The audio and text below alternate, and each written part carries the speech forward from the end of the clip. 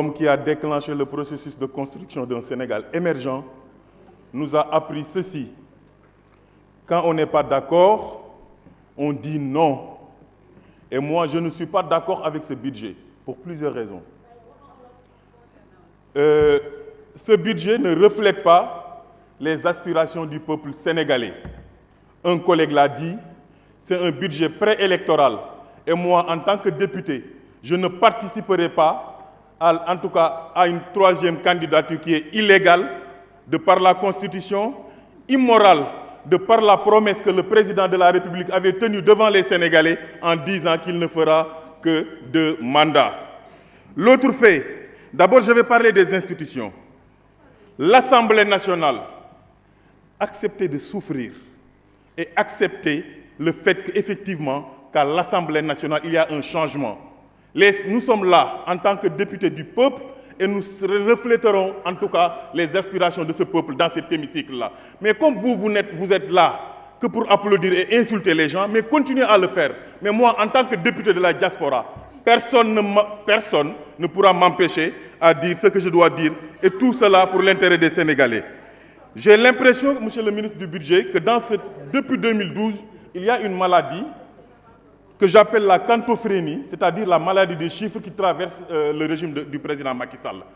Vous nous pompez depuis 2012 avec des chiffres qui ne reflètent pas la réalité sur le terrain. Monsieur le ministre, les Sénégalais sont fatigués.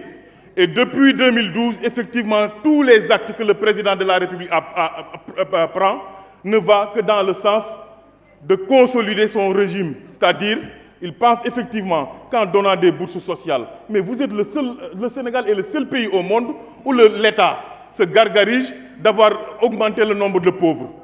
Quand j'entends des gens dire qu'effectivement, l'année dernière, on a donné tant de bourses sociales, et cette année-là, on l'a doublé, mais ils ne se rendent même pas compte qu'ils sont en train de doubler le nombre de pauvres au Sénégal. Mais dans quel pays sommes-nous? Est-ce que vous êtes là pour résoudre, en tout cas, et sortir les Sénégalais de la pauvreté chronique que dans lequel le régime du président Macky Sall l'a installé, et vous êtes là pour entretenir une clientèle politique? Ça aussi, je pense que vous devez le revoir.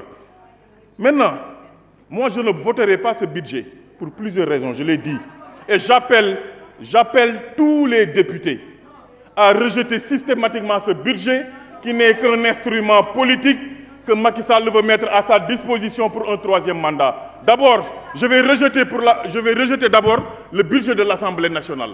Parce que le règlement intérieur de l'Assemblée nationale dit clairement que le questeur doit présenter le budget de l'Assemblée nationale aux députés à travers la conférence des présidents.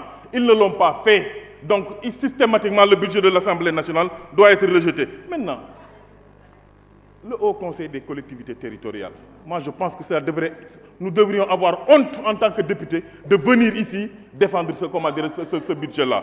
Mais de toute façon, vous n'êtes là que pour ça, mais les députés de l'opposition que nous sommes et qui sont majoritaires dans cette Assemblée nationale-là, si vous ne reprenez pas ce budget, en parler avec tous les députés, avec tous les acteurs de développement, pour qu'on puisse ensemble le présenter à l'hémicycle, nous ne le voterons pas. La dette, je vais terminer par là. J'espère que je suis dans le temps. La dette, monsieur le ministre, quelle est la capacité de soutenabilité de notre dette? Parce que le Sénégal maintenant est tellement, franchement, je ne comprends pas la vitesse avec laquelle vous vous endettez au niveau des institutions internationales. Donc je veux savoir le niveau de soutenabilité, mais l'autre fait, est-ce qu'effectivement, vous nous parlez des ressources naturelles? Effectivement, nous applaudissons parce que nous savions aussi Sénégal a des ressources qui nous permettre de financer ces politiques publiques.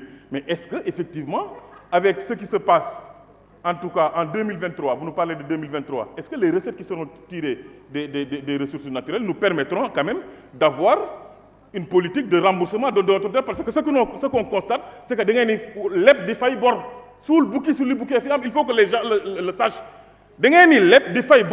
Mais franchement, moi, merci, chers collègues. Nous donnons la parole à Bara Fofana. Ça nous donne ce...